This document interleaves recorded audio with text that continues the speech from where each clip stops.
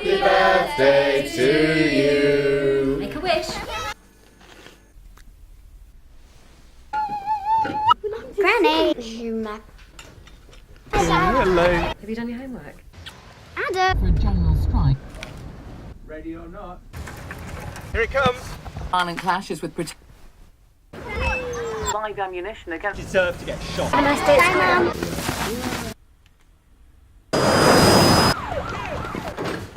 Airstrikes on rebel position. We are going to stay. What's happening? Go.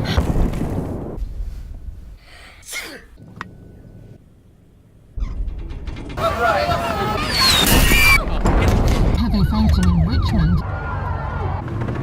Dad, where are we? Rebel forces advance.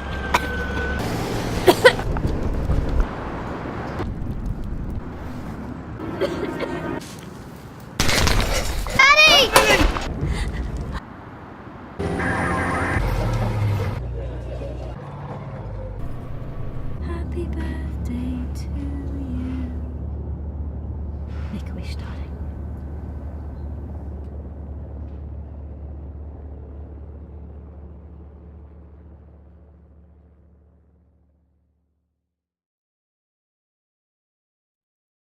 Experiences like these are all too familiar for many families today.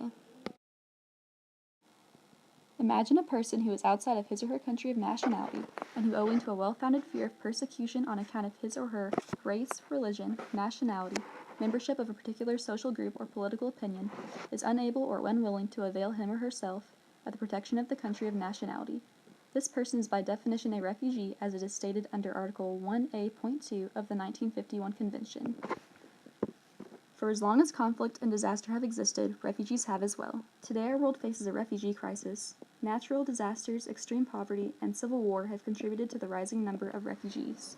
So for the past 4.5 years, there has been a horrific civil war in Syria, which began with the hope of the 2011 Arab Spring protests. Several dictatorships were toppled during the Arab Spring, although some have since ended up with new dictators. But in Syria, long-reigning dictator Bashar al-Assad has refused to relinquish power and instead has battled the rebellion with astonishing violence, including torturing children and gassing his own people with chemical weapons. So back in 2011, Syria had a population of 22.4 million people. Here's what it looks like today. More than 250,000 people have been killed. About 10.6 million Syrians, less than half the population, still live in their homes. 7.6 million people have been forced to flee within Syria, either moving to refugee camps or to areas that are for the moment safer. And another 4 million Syrians have left the country entirely. Of those people, about 1.6 million currently live in Turkey. There are about 1 million each in Lebanon and Jordan, and there are a few 100,000 more in Iraq and Egypt. 95% of Syrian refugees live in those countries, and they have been stretched incredibly thin by this refugee crisis. Jordan's population is now 25% refugees. You've probably seen the huge sprawling camps in Jordan and Lebanon for refugees. And everything is completely underfunded because the UN's refugee agency doesn't have nearly enough money to deal with this number of refugees. And in Turkey, most refugees live in a kind of legal limbo outside of camps because Turkey doesn't expel them, but they also aren't allowed to work. So even though many Syrians have good educations and labor skills, they can't make a living, and so in search of lasting refuge, thousands have turned to Europe.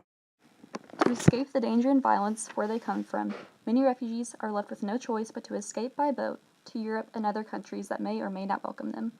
Boats that are often meant to carry only 50 people may carry hundreds. This has led to many deaths among refugees and will only continue until a safer option is provided. Thousands of refugee parents are risking the lives of their children on unsafe smuggling boats primarily because they have effective international cooperation is required to crack down on smugglers, including those operating inside the EU, but in ways that allow for the victims to be protected. But none of these efforts will be effective without opening up more opportunities for people to come legally to Europe and find safety upon arrival. Not to be confused with migrants, refugees are leaving their homes because they have no choice.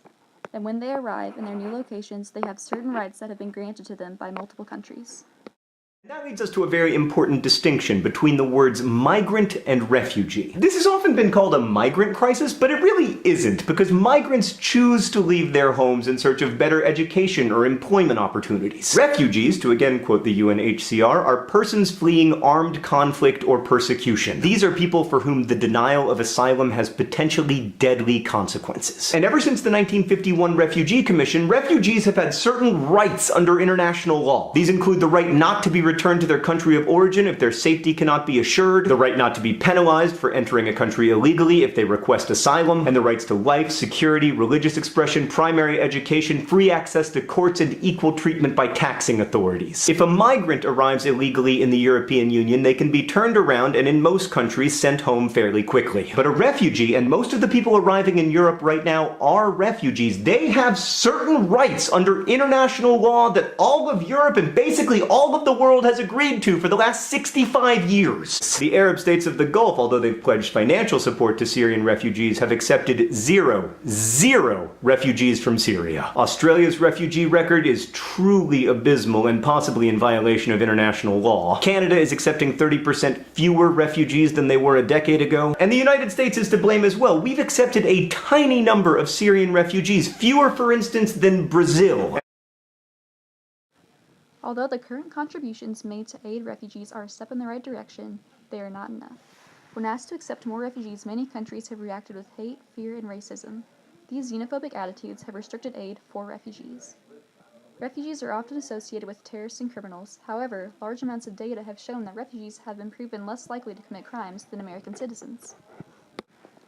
If not our enemies, then who are the refugees? They are mothers, teachers, friends, doctors, neighbors, and families. We are more alike than different. Refugees have become members of our own community right here in Owensboro. Mainly from Myanmar, they are often welcomed at the Refugee International Center of Owensboro that comes from Bowling Green and right here in town. They are often supplied with food, clothing, and housing, and whatever else they need to become sustainable within 1 month. Then they're on their own, able to take care of themselves.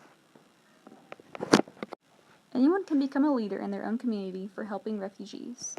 Whether it be donating your resources or your time, the families will be greatly benefited. Even just offering a kind word, a smile, or your friendship will make the greatest difference. Being new to our country, they may feel lost, alone, or just looking for someone to help them out. By showing that we're really not all that different and that we're here to welcome them, it will greatly enhance their experience and make the world a better place for all of us.